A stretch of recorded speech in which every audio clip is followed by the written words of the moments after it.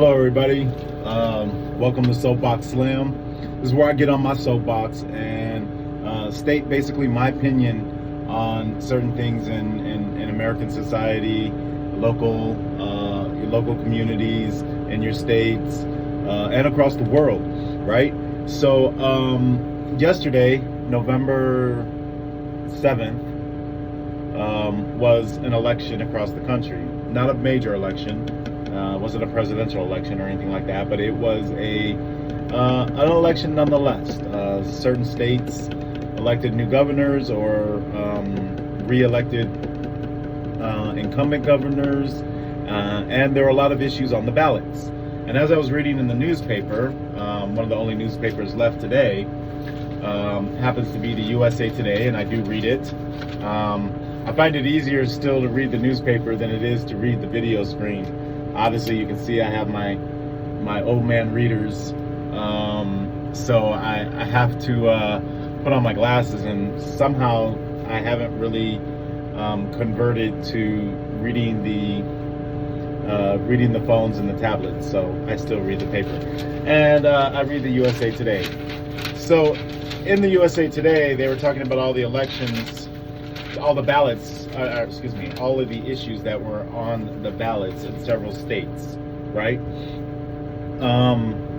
They are gun violence, abortion, education,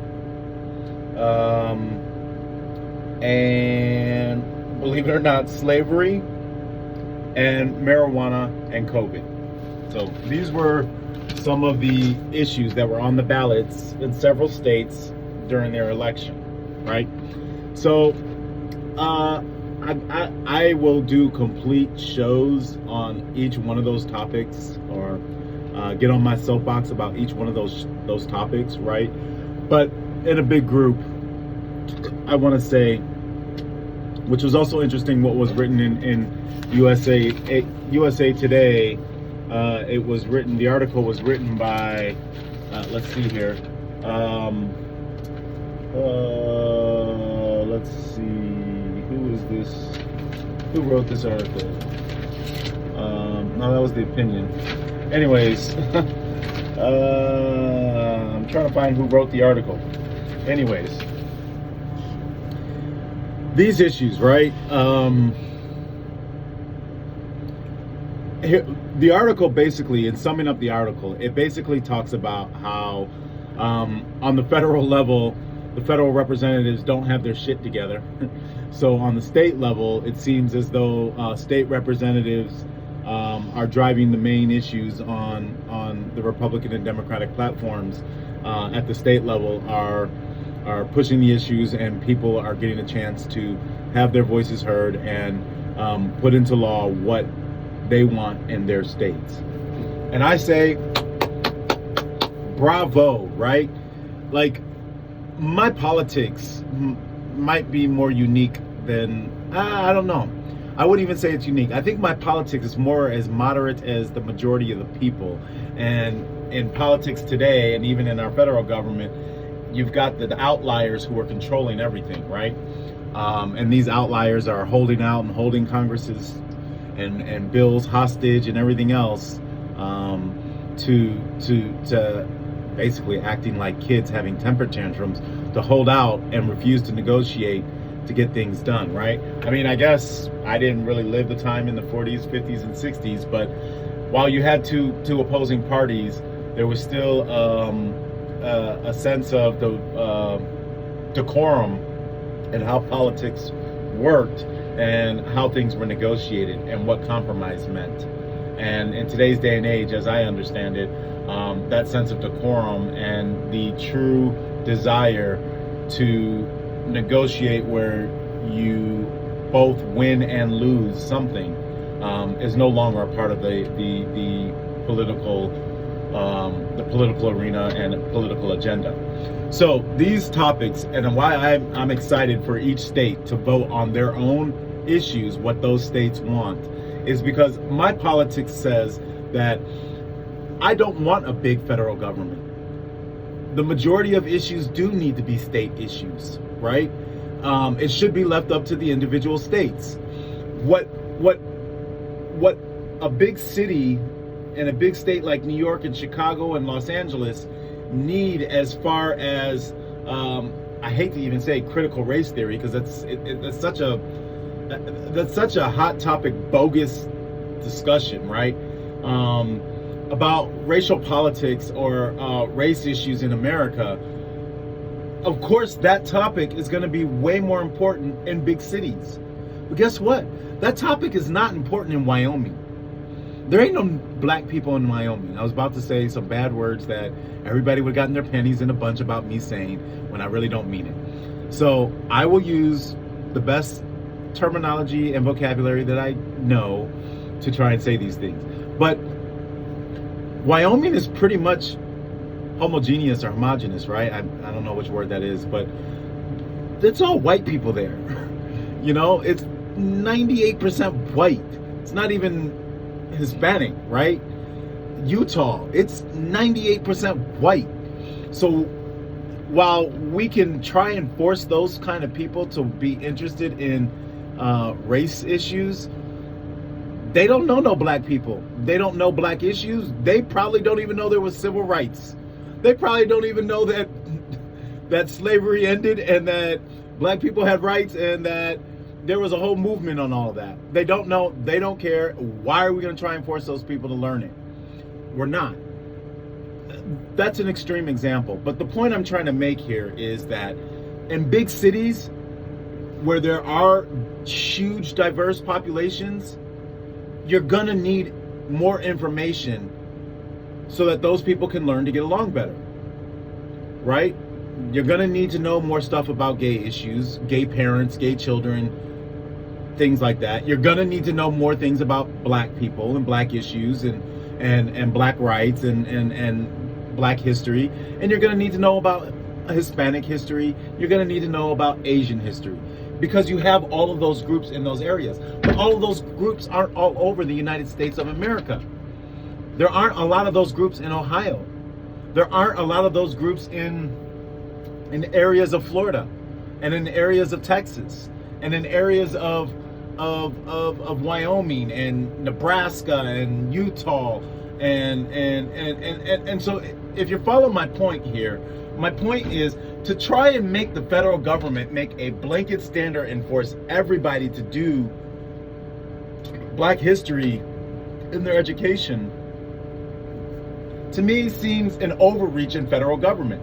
That is a state issue. The resources that should be allocated to that need to be determined by the states. And this is why people get angry, and this is what separates Democrats and Republicans, is this idea of what is the big government's reach? How big should the government reach? What is the government's role? Now, if the state of Wyoming is executing every gay person that walks in that state, then yes, there needs to be an agenda by the federal government to step in and say, hey, we're not that kind of country. Knock that shit off.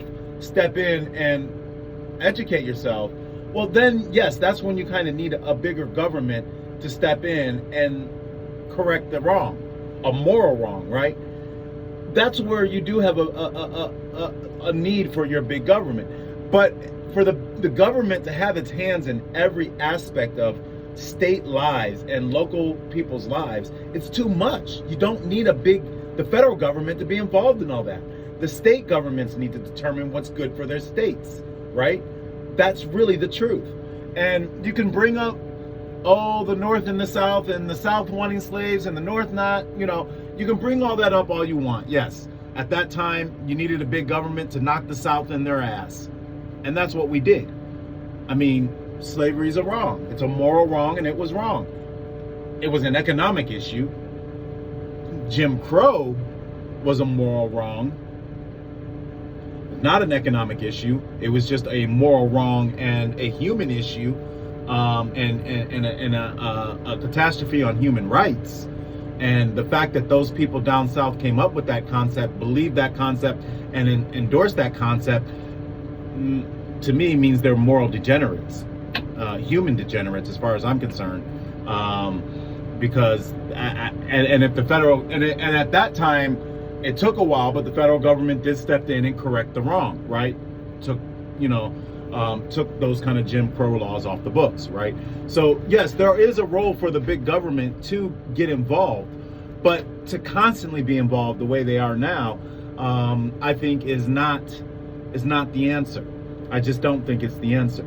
And so back to the article of what I read, all these issues, gun issues, abortion, right? Abortion, marijuana, COVID, and this whole issue of slavery. That was such an interesting read. But I'll wrap it up with that discussion on slavery. But all of these issues are issues that need to be determined by the states and the people who lived in them. And the people who live in those states are speaking up. And I'm proud of that. It's those states. And to me, that's where democracy thrives at the local level. That's where you really get traction in the lives of everyday people. Ohio had determined that they are going to determine when an abortion can occur and when it cannot occur, and they have delineated for themselves, and the people who live there have determined what is acceptable for the people of Ohio, right? Not Nancy Pelosi and Jeffries and who's the bumbling idiot, Mitch McConnell. Not them. Those people are so removed from what everyday people need. They have no concept. They're living high on the hill, literally the hill, Capitol Hill. They're living high on the hill, being paid off by lobbyists, have no idea what the cost of inflation is doing to the middle class, have no idea what prosperity is, pontificating on what they think. They're pontificating their own moral values on what is right for all the other 50 states and people who live in the 50 states.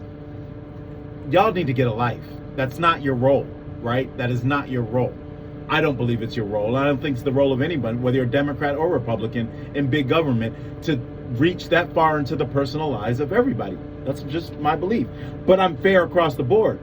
If you don't have the right to reach in the lives of abortion, then you don't have the right to reach in the lives of capital punishment or homosexuality or any of those things.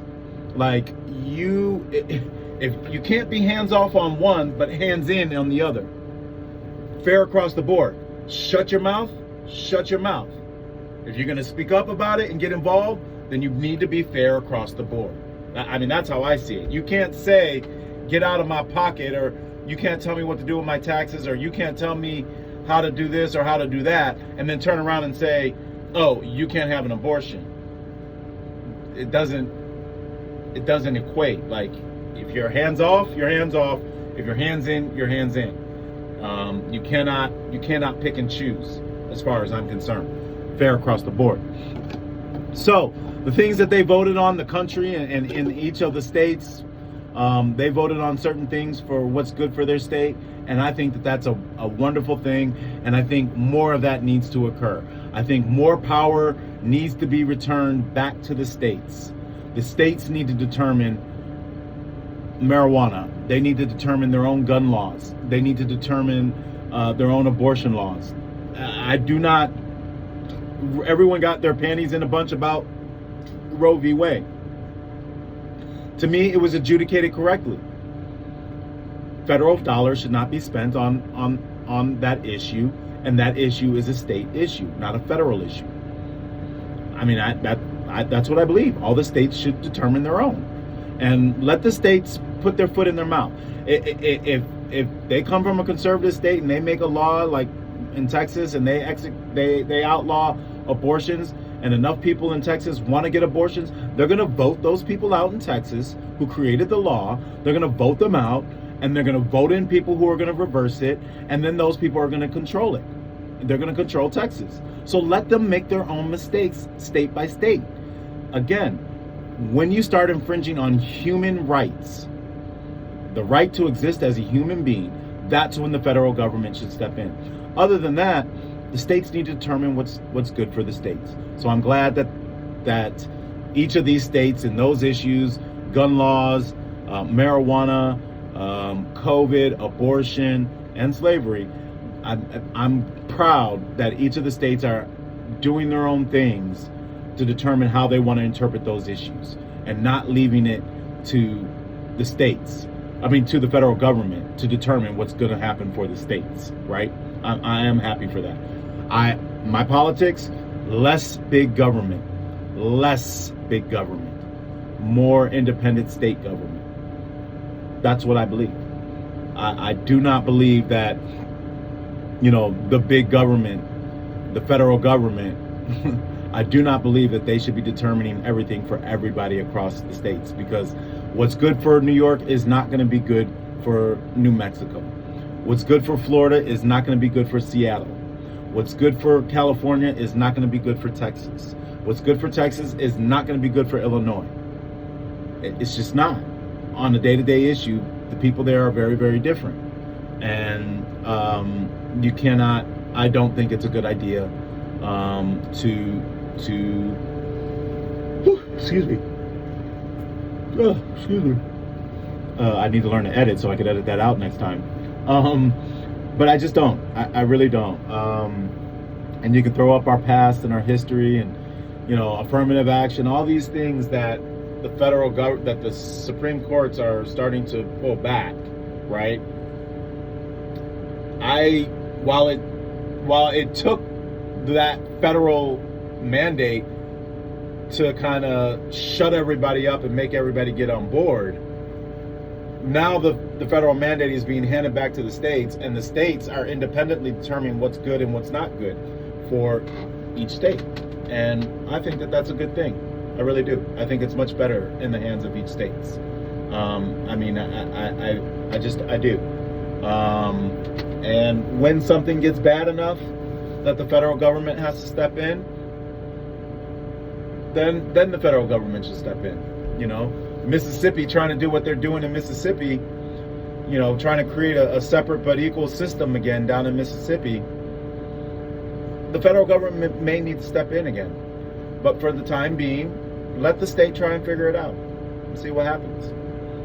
That's what I honestly believe. So some states did something with the COVID, saying that the governors will not have the power to determine whether a shutdown can happen due to pandemic or not, right? Like the governor of that state won't have that power. Okay. Well, if that's the way that state wants to operate, all power to them. That's what the people there want. Let's see how that works. That's all we can do is see how that works for that state. Maybe it'll work out for them. Maybe it won't. Maybe next time there's another pandemic, if they ever happen, they happen every 200 years, right? If another pandemic were to happen and the governor can't do anything about it, and everybody in that state gets eradicated by it, wiped out, killed, good riddance. You deserve it. I guess God ordained it that way, right? Put it in God's hands. He wanted y'all gone.